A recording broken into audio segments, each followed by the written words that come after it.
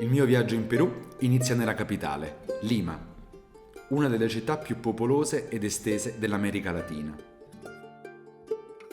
Fondata da Pizarro nel 1535 come Ciudad de los Reyes, il nome fu successivamente cambiato secondo la tradizione aymara e quechua a quello attuale di Lima.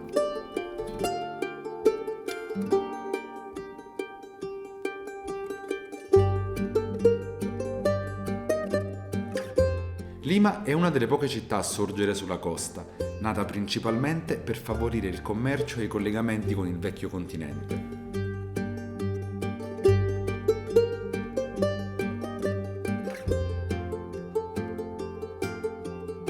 Oggigiorno è considerata il fulcro economico e politico del paese e conserva nei suoi musei alcuni dei tesori più importanti della cultura inca.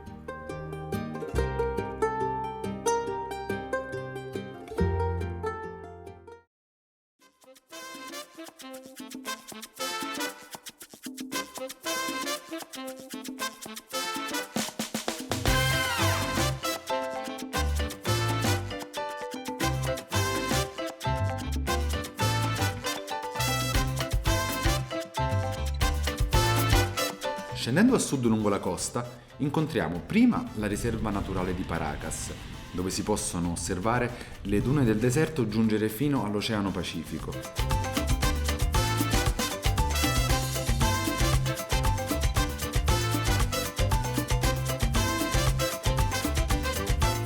E poi l'oasi artificiale di Ica, meta turistica ambita più per i giri in jeep e in sandboard che per la sua reale bellezza.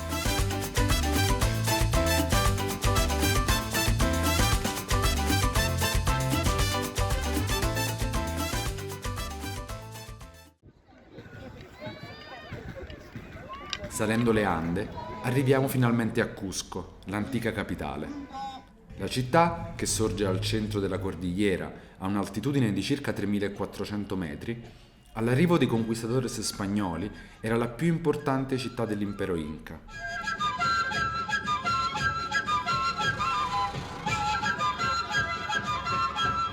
Le leggende vogliono che sia stata fondata dal primo imperatore, Manco Capac, insieme alla sorella e consorte Mama Oclo. I miti narrano che il luogo fu rivelato da Inti, il dio sole, dopo una peregrinazione incominciata a sud della Valle Sacra in cerca del luogo esatto su cui fondare la capitale del nuovo impero.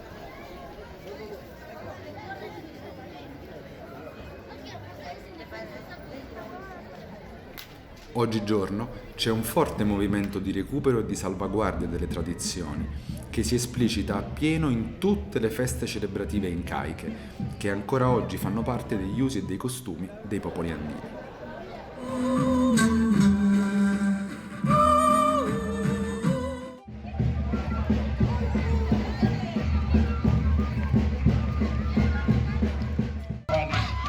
Del distrito de Ollantaytambo y de Calca.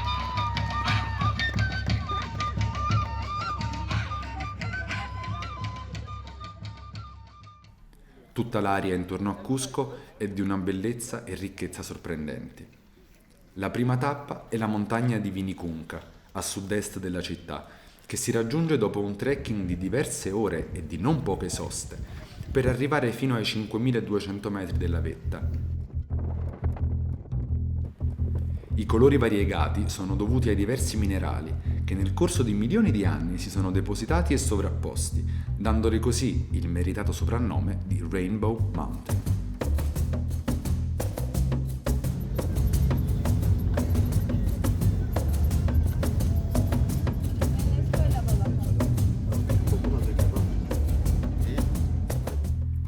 Nella zona a nord di Cusco troviamo invece la Valle Sacra. Prima i resti della città di Pisac, conosciuta oggi più che altro per il suo mercato di arte incaica, e poi di Ollantaytambo, la città fortezza in cui si rifugiarono gli ultimi Inca dopo la caduta della capitale.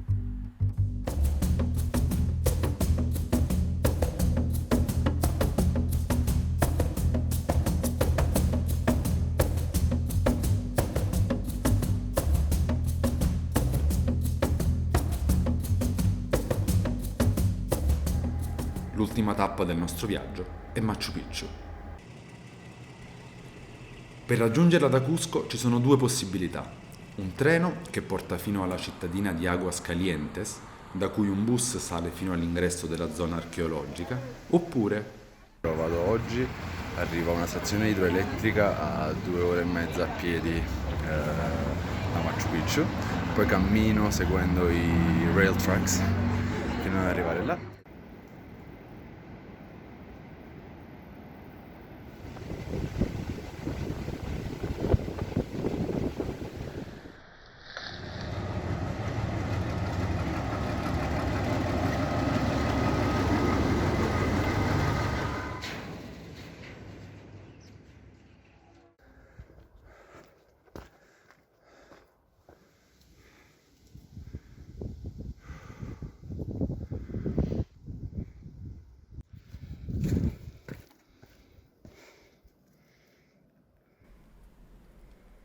La cittadella fu fondata nel XV secolo e le fonti storiche mostrano che si trattava di una specie di residenza estiva per l'imperatore e per la nobiltà inca.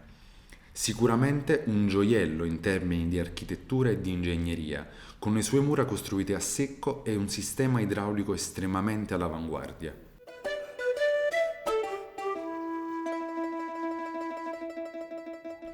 La sua difesa naturale, uno strapiombo di 400 metri, ha fatto sì che la città rimanesse nascosta al mondo fino all'inizio del XX secolo, quando fu scoperta, per caso, da uno storico inglese che era alla ricerca della città perduta. Al di là dell'evidente interesse storico e culturale, è innegabile che Machu Picchu sia una delle costruzioni più imponenti e più impressionanti mai concepite dall'essere umano. Sono commosso, tanta la bellezza, tante